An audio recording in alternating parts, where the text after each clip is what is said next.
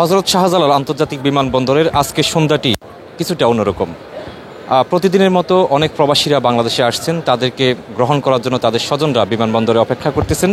আজকে এখানে আরও কয়েকজনকে আমরা অপেক্ষা করতে দেখতেছি, যাদের অপেক্ষাটি একটু অন্যরকম। দীর্ঘ 18 বছর পর মালয়েশিয়া থেকে আসবেন তাদের বাবা। এদের মধ্যে এমন একজন আছেন যার বয়স ছিল মাত্র 3 মাস, যে বাবাকে সশরীরে কখনো ধরে দেখতে পারেননি। এরপর বাবার সাথে তাদের কথা হয়েছে অনেকবার। বাবাকে হয়তো ডিজিটাল এই প্ল্যাটফর্মগুলোতে দেখেছেন অনেকবার, কিন্তু বাবাকে কখনো স্পর্শ করতে পারেননি। বাবা যে কখনো বাংলাদেশে আসবেন সেটিও তারা স্বপ্নেও কল্পনা করতে পারেননি। বলছি আমরা রবিউল ইসলামের কথা। রবিউল ইসলাম আজ থেকে 18 বছর আগে গিয়েছিলেন মালয়েশিয়া। যাওয়ার সময় তিনি গিয়েছিলেন ভিজিট ভিসায়। সেখানে যাওয়ার পর তিনি ওইখানে বৈধ হতে পারেননি, যার ফলে তিনি দীর্ঘ 18টি বছর বাংলাদেশে আসার যে প্রক্রিয়া সেটি সম্পাদন করতে পারেননি। অনেকবার অনেক জায়গায় গিয়ে অনেকভাবে প্রচেষ্টা বা চেষ্টা চালিয়ে তিনি ব্যর্থ হয়েছেন। অবশেষে ব্রাকের সহায়তায় আজকে বৃহস্পতিবার বাংলাদেশ সময় 5:45 ইউএস বাংলা এয়ারলাইন্সের একটি ফ্লাইটে বাংলাদেশে আসছেন রবিউলকে বাংলাদেশে নিয়ে আসতেছেন ব্রাক। আমরা দেখতে পাচ্ছি যে আমাদের ঠিক পেছনটা এই মুহূর্তে ব্রাকের বেশ কয়েকজন কর্মচারী তারা অপেক্ষা করতেছেন, এবং তাদের সামনে এই মুহূর্তে আমরা যাদেরকে দেখতে পাচ্ছি ইনি হচ্ছেন এই রবিউলের বড় ছেলে, যিনি আসলে ব্রাকের সাথে যোগাযোগ করেছিলেন। তার পাশে আমরা দেখতে পাচ্ছি রবিউলের যিনি মেয়ে আছেন, এবং এখন যাকে আমরা দেখতে পাচ্ছি তিনি ছিলেন হচ্ছে 3 মাস বয়সে যাকে রেখে গিয়েছিলেন রবিউল, তাকে আমরা দেখতে পাচ্ছি। সময়টা একেবারেই কাছাকাছি, যতটুকু জেনেছি যে এরই মধ্যে সেই ইউএস বাংলা এয়ারলাইন্সের যে ফ্লাইট সেটি অবতরণ করেছে ঢাকাতে। অল্প কিছুক্ষণের মধ্যে আসলে এই যে দীর্ঘ 18 বছরের যে একটি মধুর মিলন সেটি সাক্ষী হব আমরা। আপনারাও দেখবেন আমাদের মাধ্যমে।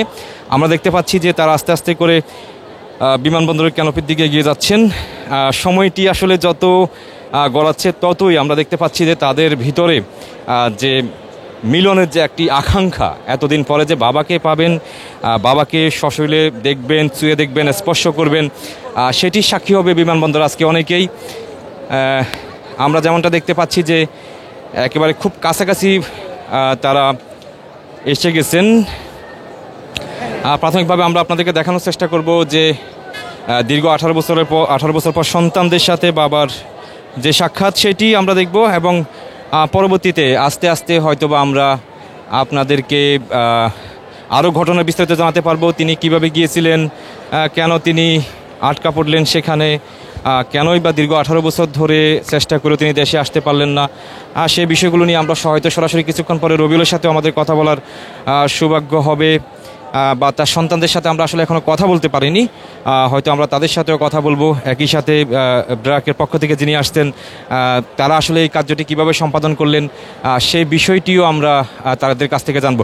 সব কিছু মিলে আর কিছুক্ষণের মধ্যে হয়তো বা আমরা সেই যে কাঙ্ক্ষিত মুহূর্তটির দিকে আমরা এগিয়ে যাচ্ছি সেটি আমরা দেখব। আমরা এখন অপেক্ষা করতেছি সেই রবিউলের জন্য, যেমনটা বিমানবন্দরের 1 নম্বর টার্মিনালের এই পাশটায় এই মুহূর্তে তার সন্তানরা বাবার জন্য অপেক্ষা করতেছেন। আমরা অনেকটা সেদিকে যাব, এবং আমরা এই মুহূর্তে দেখতে পাবো হয়তো বা কিছুক্ষণের মধ্যেই এই রবিউল ইসলাম তিনি বের হয়ে আসবেন। আমরা তার সাথে কথা বলবো এবং তার থেকে অনেক কিছুই জানবো, সেটা আপনাদেরকে জানাবো। সে পর্যন্ত আমাদের সাথেই থাকবেন।